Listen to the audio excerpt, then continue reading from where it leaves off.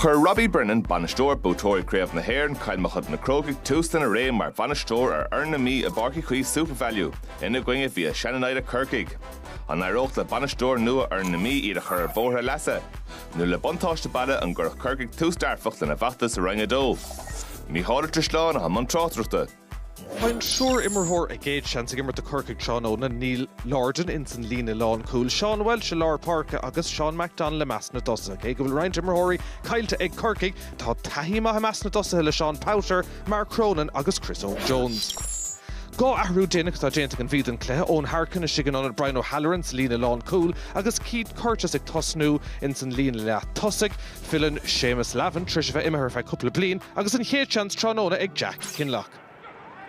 Tróna réúnta an sa Páirc Uí Chaoimh don in san chéad bhauta taí golóir le seachtaí beaga ag an dóthaimh ag tréáil agus deis an son ag an bhí an count son Haran tras an ceistir se lasmod an stúa ach an 1.1 tuchad an count son dar nó rialacha go golóir astrathe agus deis ag an dóthaimh má se iad a chur I gríoch an so Tróna Coslí an bhí a teachtarí dar nó ahrú banistíocht am líana agus iad a ggéirigh túsma a chur le Ray Robbie Brennan iirecht maithile imethe staach an son ag Jack Flynn Sorchú lína go bhar Lár Páirce agus an dá ar an congrach go maith tús an himmartha Seans ag Corcaigh ag séir Lasmod an stúa seans ar a dhá faointe agus tá sé sin Haran Trasnáil an son scór maith ag Corcaigh Shane ag a cúganis, Brian O'Driscoll.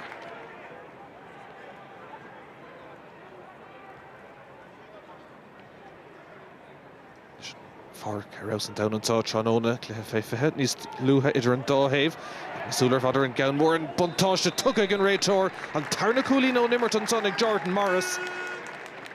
Agus I léon ceist ach bhfuil sé bríomhar agus alta scór na chaimsú nuair bhín seilmhaige.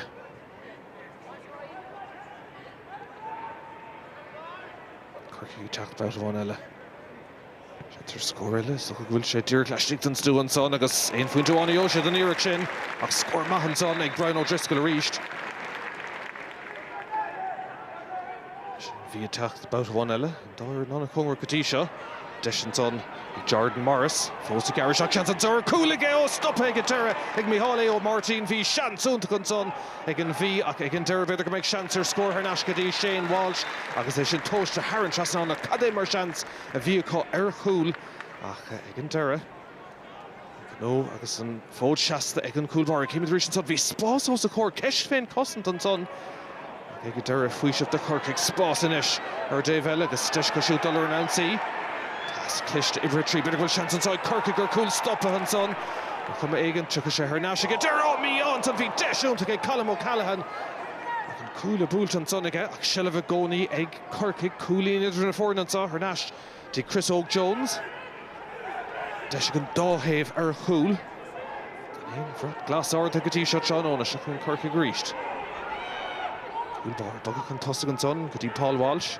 Leishiget Togan Council, Toshta ga hauling egg Walsh on a score, Tommy der co-score and so the Páirc Uí Chaoimh Degulín and Tave. Reached and Deshin. Urker attacked the shot and so Colm O'Callaghan Egadera. Yeah, Egadera here Howl scoring Paul Walsh. Ish Derek Mahor on Dóthaimh stig an chafisteach agus cosú gine brin sé sin a bhd níos fearr seachas beirt an Dóthaimh Cé Sullivan son ó gafisteach ag Corcaigh ruúthar maithe dhéanamh tá stig glúise níos fearr agus seansar scór díreach ón gafisteach agus anna iirecht an son Brian O'Driscoll cúigú scóir a siúd an so Tróna trí ceang a teacht ón immert agus Corcaigh gafa an tosa go ríist Sullivan son ag Matthew Costello Yn ffwrdd na sio hysgarion Tony Chéile, agus deis a rís leis a gitóg ag Matthew Costello agus sorry wrth ar fad ag a siúd. Anta si anna bhríomh ar fad ofan sa Tróna.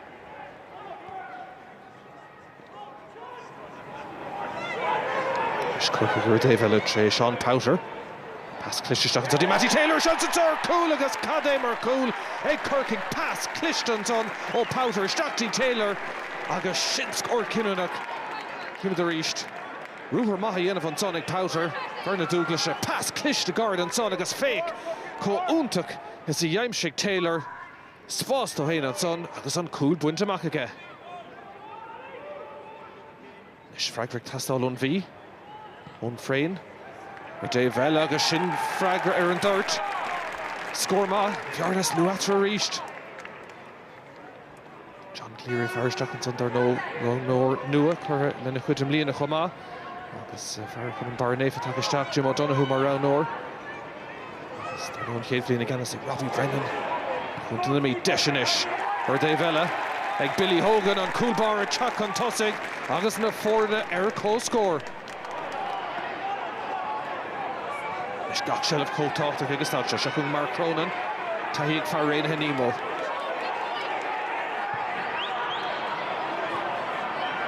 Lenta áitiúla ír ag Corcaigh go gríosansa.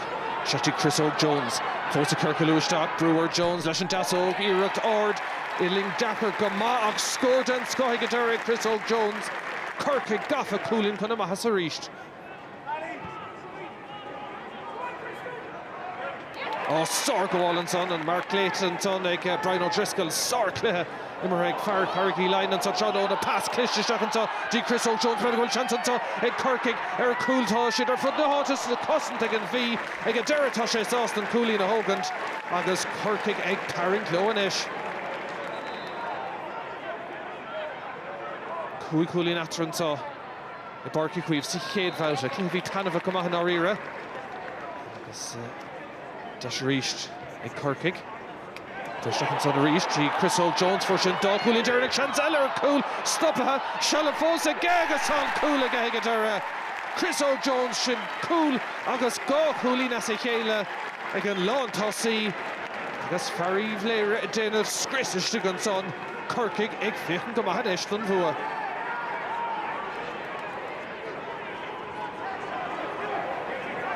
Jordan ar an úr Jordan fadú inis.